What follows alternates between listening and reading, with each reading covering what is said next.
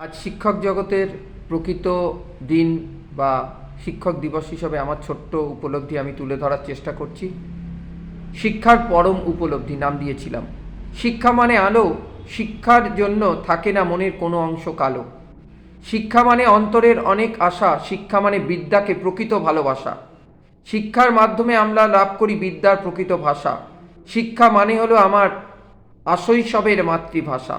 শিক্ষা মানে অসাধারণ এক নিষ্ঠা আর প্রকৃত জ্ঞান অর্জনের মধ্যে দিয়ে জীবনকে এগিয়ে নিয়ে যাওয়ার এক সরল স্বাভাবিক প্রচেষ্টা। শিক্ষা একটি সম্পূর্ণ জ্ঞানের প্রদীপ। শিক্ষা ছাড়া মানুষের জীবন হয় এক বিচ্ছিন্ন দ্বীপ। আশার আলো, আশার বাণী, শিক্ষা ছাড়া মানব জীবন শূন্য একথা জানি। শিক্ষা লাভ করলে মানব জীবন হয় পবিত্র, প্রকৃত অর্থে পূর্ণ।